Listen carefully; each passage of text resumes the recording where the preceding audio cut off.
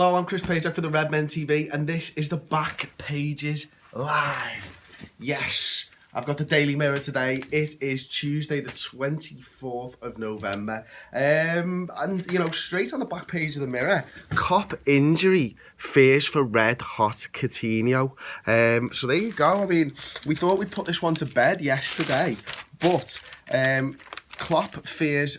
I should have probably taken this out. Lengthy Coutinho layoff. So I've highlighted a little paragraph here. After initially waiting to see if the problem settled down, medics at the club sent the Brazilian for a scan at private hospital in Newton Le Willows, and that raises worries the hamstring could be damaged. Not something, to be perfectly honest, that I wanted to be waking up to. I mean, I'm still buzzing after the 4-1 victory over Manchester City. It's Tuesday. You know what? You've got to celebrate your victories, and especially in a season where you're going to have ups and downs, and especially when you play a team that have been top of the league and, you know, are potential champions in waiting.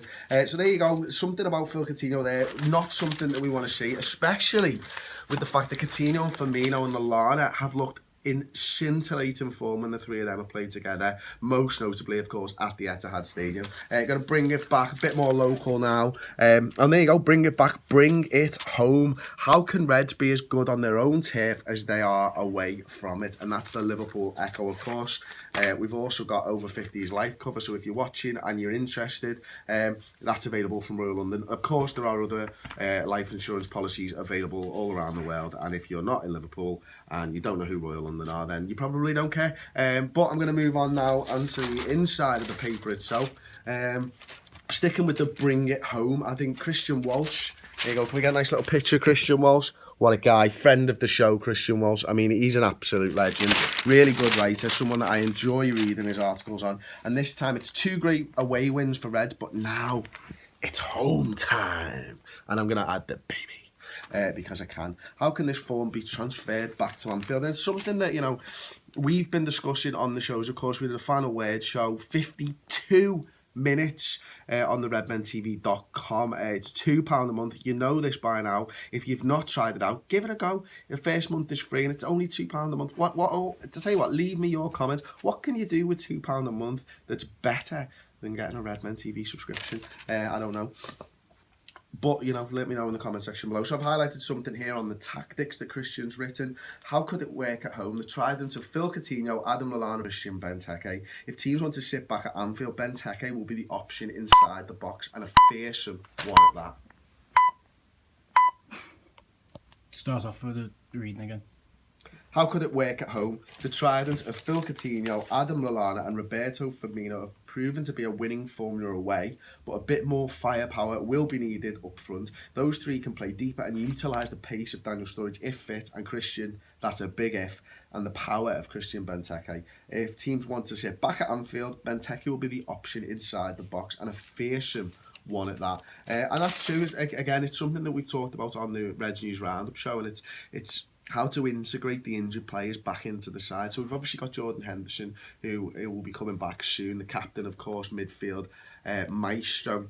We've got Christian Benteke coming back soon, and we've got Daniel Sturridge. And, you know, we've been asking our guests on the Red News Roundup show this week, which was Aubrey Reynolds, of course, and John Machin, the general of Redmen TV, the guy, and I quote, who brings an air of, oh, I've forgotten the quote. Oh, no. I've forgotten the quote. Oh, why did I even start the sentence if I can't finish it? I don't know. If you were the person who came in with that quote, let me know it in the comments section below. But we all know what he means. John does bring a bit of something extra, you know. He's not as crazy as us youngsters, 32-year-old fellas with kids, and we're married. But, you know, he's a great guest, and we've enjoyed having him on this week. And one of the things that we've talked about is how we integrate these players in, and how we will integrate Daniel Sturridge into that side. Will he play up top? Will he play on the shoulder? Will he be one of the three behind? And Christian Benteke, of course, who's come on late in games and been great. Moving on, flag set to fly. on Kop again. So there we go. Flags and banners look set to be on their way back to the Kop after Liverpool FC agreed to meet with the supporters responsible for them to hear ongoing concerns. The club were happy to agree to meet with representatives of Spy and Kop 1906 after the group released a statement yesterday outlining several issues they wish to sort out. It followed the withdrawal of the flags from Anfield for the Crystal Palace game earlier this month, depriving the ground of an integral part of its matchday spectacle. I for one was in the Kop and I missed it against Crystal Palace, and you know, the performance at home is in part down to the performance of the fans. You know, the players do feed off it, and it's something that we want to be known for. We've long said that we're the best fans in the world, and now's the time to rely on your away fans. They are the best away fans in the league, our fans, you know.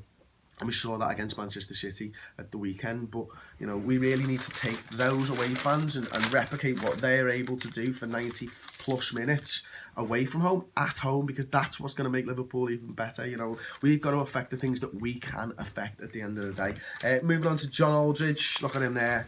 Looking all beautiful. The man himself, John Aldridge, has a little bit of a moan, surprisingly, this week. Well done, Jamie. Just stop at 10. So he's talking about Jamie Vardy here. I'm very proud of my record of scoring in 10 successive top-flight games. No one's mentioned John, have they? Football did start before the Premier League. John Aldridge scored in 10 successive top-flight games. So it was held by Ruud van Nistelrooy and John Aldridge. But we do hope that Jamie Vardy breaks that record. I've got to say, I mean, he's in terrific form, and it's nice to see a player coming through the lower leagues and being able to have ambitions of breaking these records as well. So, unbelievable. Klopp is like Red's 12th man. Let's call him the 13th man. We're the 12th man, John. They all know, this is what John said, they all know they've got to work their socks off, because if they don't, they could find themselves out of the team. John's obviously talking about players who are in the first team at the moment, players maybe like James Milner, Adam Lallana, people that, you know, might come out if these injured players come back in. That's how it was when I was playing at Liverpool. You were scared to get injured or lose form because you might not get back in. And John's right, this is the way it's got to be for Liverpool so far. You know, there's the back pages with me, Chris Pajak. Of course, wow, what's that? Oh, Farm Foods, the frozen food specialist. Yeah, all right.